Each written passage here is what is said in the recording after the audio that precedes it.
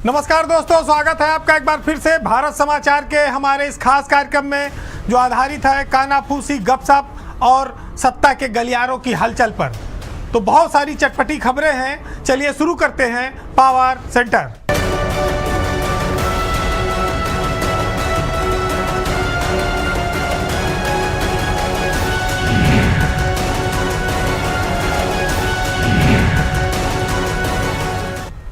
वो अपने आप को बहुत बड़े महारथी बनते थे, लेकिन भ्रष्टाचार के मामले में ऐसे फंसे हैं कि उनके ऊपर जो फंदा है वो ढीला होने का नाम नहीं ले रहा है।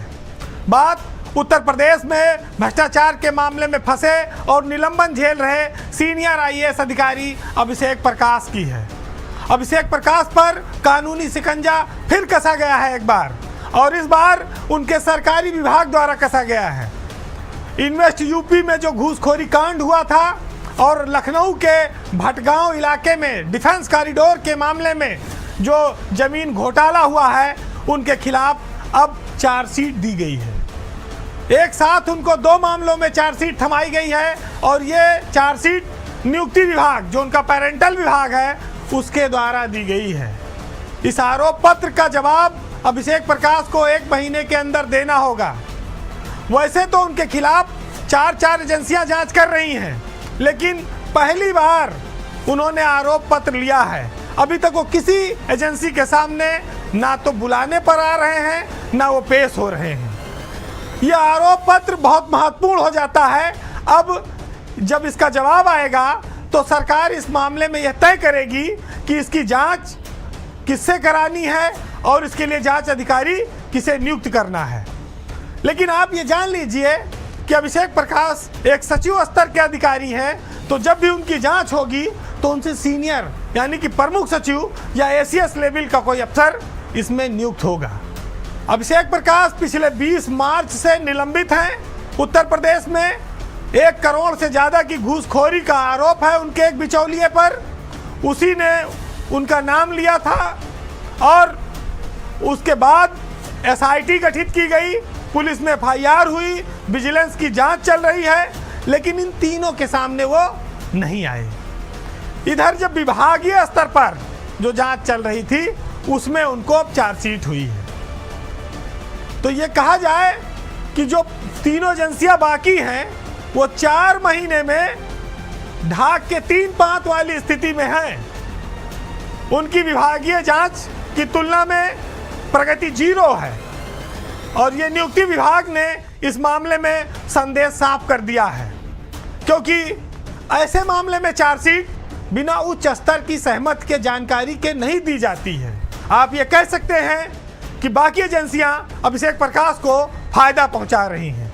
जिसने सारा कर्म किया, कुकर्म किया, वो बाहर खुला आम घूम रहा है, और जिसका नंबर दे के पैसा दिलवा दिया वो आदमी आज 4 महीने जेल में पड़ा है। मतलब मजा मारे गाजी मियाँ धक्का साए धपाली, ये नहीं चलेगा। अभिषेक प्रकाश के मामले में कब तक सरकार की एजेंसियां दोहरा रवैया अपनाएंगी?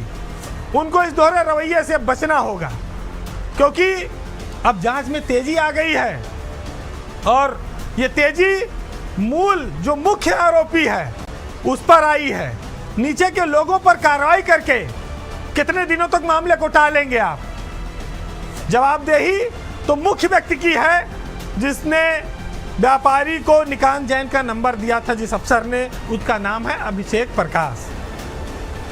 तो आज ये महत्वपूर्ण खबर इसलिए है क्योंकि लखनऊ में डिफेंस कॉरिडोर बन गया, उद्घाटन हो गया, उसकी जमीनों की लूट हो गई थी। अभिषेक प्रकाश डीएम थे, मुआवजा लूटने वाले, खाने वाले आज तक घूम रहे हैं। जब राजस्व परिषद के चेयरमैन ने इस मामले में जांच करके डीएम को दोषी माना, उस जांच रिपोर्ट को भी आज तक दबाए रखा गया। लेकिन कितने दिन तक ये सब चलेगा? जब पोस्टिंग मजबूत होती है, सरकार के निकट की होती है, तो वहाँ आपको कोई टच नहीं करेगा। लेकिन जैसे आप कहते हैं ना, पोल से ऊपर से सर के नीचे आए, तो इसे नीचे आपको घेरने के लिए लोग खड़े हैं, क्योंकि आपने ऊपर रह के इतना लोगों को सताया है, इतनी गलतियां की हैं, इतने घोटाले किए हैं कि उसका हिसाब नीचे बैठे वाले लोग आपसे मांगेंगे। इस घोटालों में जो मुख्य कर्ता धरता है वो आईएएस होने का कितने दिन तक फायदा लेगा, अब ये ज़्यादा देर तक छुपा नहीं रहेगा, रुकेगा नहीं। परिणाम आने वाला है और अभिषेक प्रकाश की मुश्किलें आने वाले वक्त में और बढ़ेंगी और ये नजीर बनेंगी कि यूपी में खाओ और गुर्राओ की नीति के साथ जो अफसर चलेगा उसका यही असर होगा।